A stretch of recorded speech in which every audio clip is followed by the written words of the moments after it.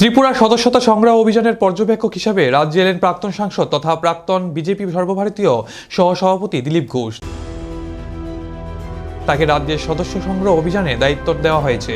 এদিন এমবিপি বিমানবন্দরে সাংবাদিকের মুখোমুখি হয়ে তিনি বললেন, 2 সেপ্টেম্বর থেকে দেশব্যাপী বিজেপি সদস্যতা সংগ্রহ অভিযান শুরু হয়েছে। বিজেপির একমাত্র লক্ষ্য 10 কোটি সদস্য করা। তাকে ত্রিপুরার পর্যবেক্ষক হিসেবে নিযুক্ত করা হয়েছে। পাশাপাশি কলকাতা আরজিকর হাসপাতালের ঘটনা নিয়ে মমতা বন্দ্যোপাধ্যায়ের পদত্যাগ চাইলেন। আমরা জানতে চাইছি যে ত্রিপুরায় কী কারণ আমরা এখন জানেন আপনারা সারা দেশ জুড়ে আমাদের নতুন করে সদস্যতা অভিযান চলছে। 2014-তে আমরা মিসফালের মাধ্যমে শুরু করেছিলাম, 2019-এও হয়েছে। আবার এই নির্বাচনের পরে নতুন করে 10 কোটির বেশি মেম্বার সংগ্রহ হচ্ছে। সেই জন্য সমস্ত রাজ্যের বুথ স্তর পর্যন্ত কর্মীরা লেগে পড়েছেন টার্গেট পুরো করতে।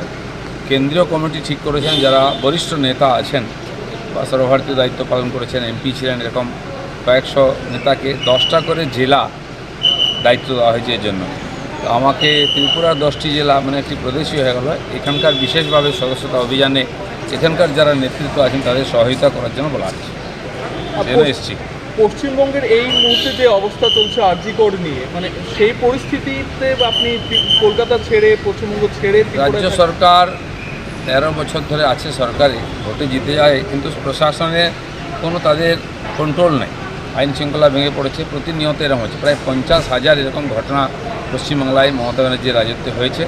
বক্স থেকে আরম্ভ করে মহিলাদের, বাচ্চাদের সব ধরনের এবং খুন, ধর্ষণ, অঙ্গহানি, হত্যার অভিযোগ, কিন্তু তার কোনো বিচার হয় না। ফলে যারা দুষ্কৃতকারী দিনকে দিন তারা বেড়ে যাচ্ছে, আরও সংখ্যা বাড়ছে।